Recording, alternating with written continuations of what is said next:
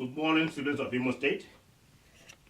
If children are still our future, then we must accept wholeheartedly the responsibilities of ensuring their future.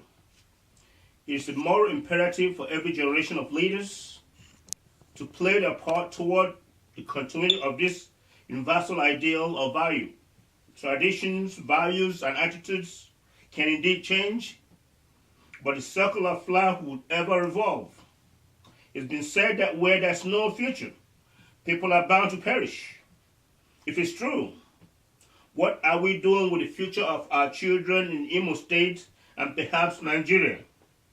Their plight has made and dominated headlines for years, and yet there are no serious efforts on the part of Imo State government to take a very critical analysis of this problem and bring lasting solutions.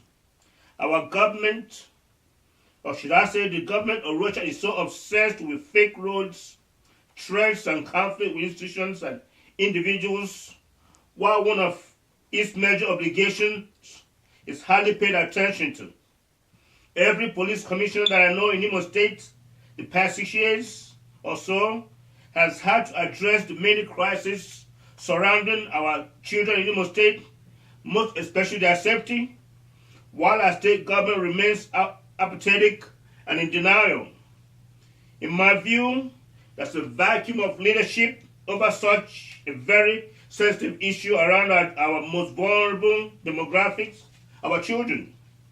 These police commissioners can only deal with these problems from a law enforcement perspective, when government should have long intervened before their rights are violated and before their safety is compromised, and address the social and economic components to ensure complete success.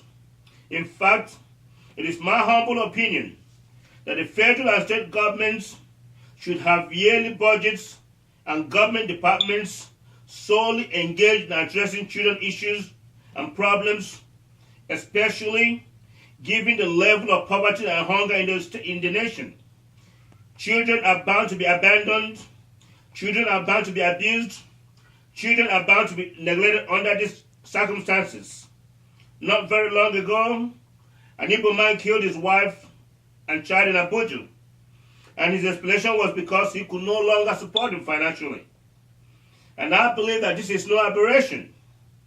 It must be happening much more across the nation, and we are just not privy of them. While a sitting governor in Imo State is obsessed with the age of his successor, bickering with labor unions, bar association, and claiming he has kept all his promises, citizens of Imo State, it is so pathetic that child trafficking in the state has become a tragic epidemic. Our children are disappearing every day and unaccounted for. These are our most precious but most vulnerable group, and if we cannot protect them with all our resources, with all our mights, is it not our future that we are giving up? From baby factories to kidnappings, we are very encumbered by these vices, and the state government remains aloof on the sidelines as if it's not a problem it should be involved in. Well, Rochus, and let me say this to you. The safety of our most precious, the safety of all our citizens is one most primary responsibility of your government. You need to wade into this problem without delay. I've said it before, and I'm saying it again. Children are not articles of trade or some cargoes individuals aim to profit from, as we are seeing in our beloved state today in Imo State. Men and women have taken advantage of economic conditions and lawlessness and set up child breeding centers to reproduce children for sale, for adoptions, for rituals, and other unknown reasons. Some non-profit groups are using children as base and fronts to solicit money from both foreign and local institutions and from rich individuals. Their level of care for these children is so poor, and it rarely shows when you pay visit to any of these institutions. In essence, these children have become sources of investment and survival for many of these home and group owners. While I believe there are a few honest homes, given the complaints of more than 2 police commissioners, media coverages, it is safe to assume that children are in bondage and being traded in black markets every day in Imo State.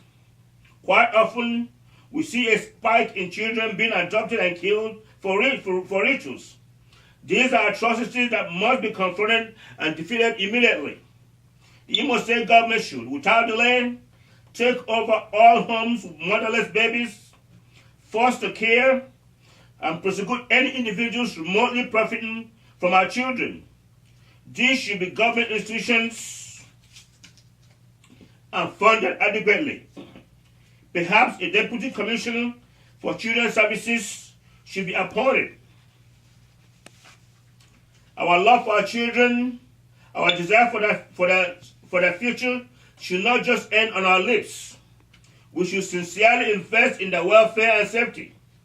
I do believe that one of the many ways to account for our children is to mandate all pregnant mothers to register their birth or pregnancy with government and have government monitor these pregnancies, offer whatever education and other resources to the mothers until birth.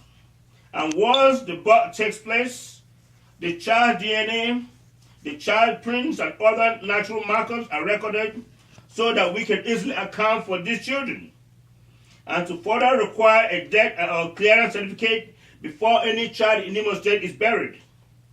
If I'm leading Imo State government, that's what I intend to do. Thank you, and may God bless you.